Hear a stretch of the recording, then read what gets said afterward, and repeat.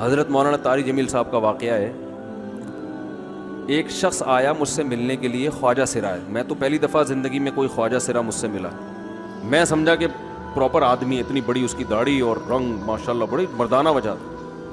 لیکن جب بات چیت کا انداز ہوتا ہے تھوڑا سا، وہ ایٹیٹیوڈ سے اندازہ ہو گیا کہ یہ مکمل مرد نہیں ہے. تو اس نے مجھے خود بتا دیا میں خواجہ سرا ہوں. میں نے کہا بھائی ہم سے ملنے کے لیے کیسے آیا آپ، اتنی بڑی داڑھی آپ کی. اس نے اپنا جو واقعہ سنایا نا، میں 3 دفعہ وہ واقعہ سناتے ہوئے رویا ہوں.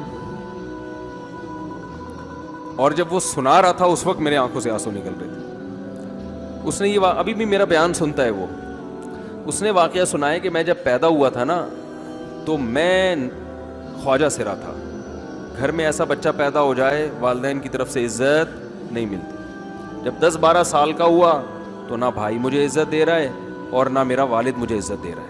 میں بھائی کے ساتھ کہتا ہوں مجھے باہر لے کے جاؤ تو وہ کہتے ہیں لوگ میرا مذاق اڑائیں گے تمہیں دیکھ کے. ظاہر ہے اس کی حرکتیں تھوڑی زنانہ لڑکیوں والی حرکتیں ہوتی ہیں. اور والد بھی کہیں محفلوں میں نہیں لے کے جا رہے, ایک مذاق اڑایا جاتا ہے. کہنے ایک دفعہ میں کہیں گزر رہا تھا تو یہ جو ہوتے ہیں نا خواجہ سراؤں کی پوری ایک جماعت تھی, انہوں نے مجھے پہچان لیا, دیکھا اتنا اچھا. اس وقت نہ اس کی داڑھی اور یعنی اس میں خواتین والی ہی علامتیں تھیں زیادہ. تو انہوں نے مجھے کہہ رہے اتنی عزت دی, کھانا کھلایا اور اپنے گرو کے پاس لے کر گئے, اور گرو نے کہا کہ تم ہمارے ایجنٹ بن جاؤ, ہم تمہیں پھر اب ڈانس ماس کروائیں گے, آدھے تمہارے آدھے ہمارے, جو بھی اس کا سیٹ. کہہ رہے مجھے پہلی دفعہ کہیں عزت ملی.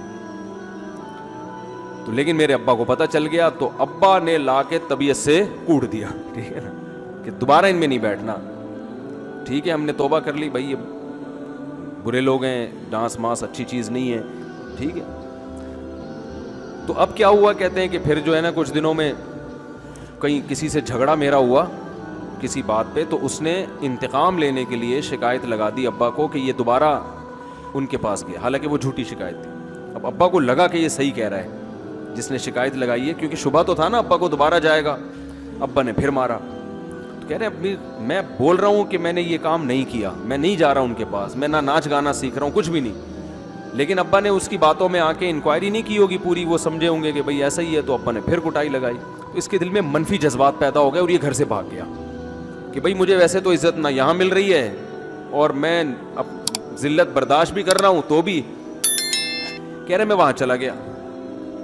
تو جب میں وہاں گیا ہوں نا خواجہ سراؤں کے ہاں, تو وہی گرو اور ڈانس, اور پھر اس نے مشہور کچھ ایکٹروں کے نام بتائے جن کے ساتھ ہم ڈانس کرتے تھے, اور پیسے آنا شروع ہو گئے, آدھے گرو کی جیب میں آدھے ہماری, اور ہٹو بچوں. لیکن ظاہر ہے یہ کوئی عزت دار راستہ تو نہیں ہے نا. کہہ رہے ہیں کہیں سے تبلیغی جماعت میں حضرت مولانا طاری جمیل صاحب آ گئے, انہوں نے اجازت مانگی, ہمارے گرو کو پیغام بھیجا بھائی مجھے ایک دفعہ یہاں آ کے دعوت دینے دو. اس نے اجازت دے دی, آ جاؤ بھائی. بیان کیا, ان کو سمجھایا بھائی یہ زندگی نہیں ہے, اللہ کی سیروزے کے لیے بہرحال ترغیب دی. کہہ رہے ہیں میں تیار ہو گیا, باقی لوگ تیار نہیں ہوئے, میں تیار ہو گیا. کہہ رہے میں نے گرو سے اجازت لی, اس نے کہا جاؤ لگا لو سیروزہ. تو کہتا ہے کہ جب میں حضرت کے گھر پہ گیا ہوں نا, تو حضرت پہلے سے دروازہ کھول کے ایسے انہوں نے دونوں بازو پھیلائے ہوئے تھے استقبال کے لیے, پہلے سے کھڑے ہوئے تھے علماء کے ساتھ. کہتے اتنے مشہور آدمی, اتنی بڑی سیلیبریٹی, اور اتنے بڑے بڑے علماء, ان کی پگڑیاں, ان کے اتنا خوبصورت لباس, جو خود عزت دار لوگ ہیں. کہہ رہے ایسے جو ہے نا میرے استقبال کے لیے دونوں بازو پھیلا کر کھڑے ہوئے, اور ایسے مجھے بیٹا بنا کے نا اپنے سینے سے لگایا کہ تو میرا بیٹا ہے. کہہ رہے خدا کی قسم مجھے زندگی میں پہلی مرتبہ ایسی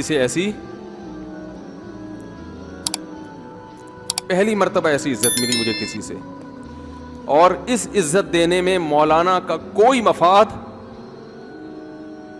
بولو بھائی, کچھ بھی, بلکہ ذلت ہوگی نا. لوگ کہتے ہیں خواجہ سرا کو بیٹا بنایا ہوا, اور اس وقت تو اس میں بیچارے میں کچھ زنانہ سی علامتیں بھی تھیں. تو خواجہ سرا کو کیا دے رہے ہیں, عزت دے رہے ہیں. کیا کسی تاجر پہ محنت کرو تو تھوڑا چندہ دے دے گا مدرسے کو, ایسا ہی ہے نا.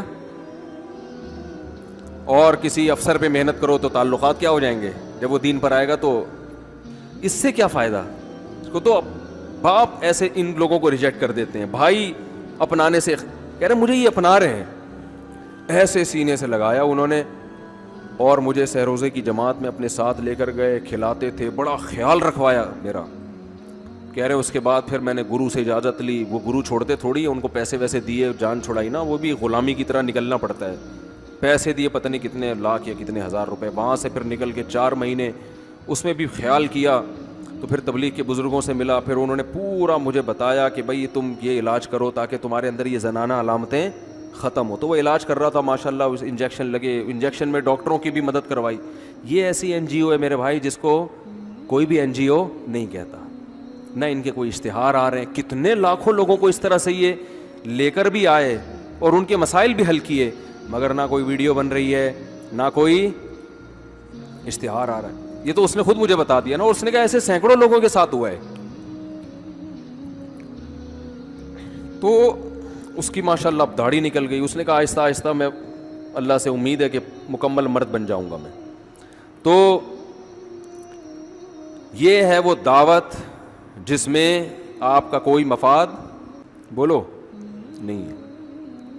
تو دعوت کے کام میں جب تک اس درجے کا اخلاص نہیں ہوگا, اس وقت تک آپ کی دعوت میں جان پیدا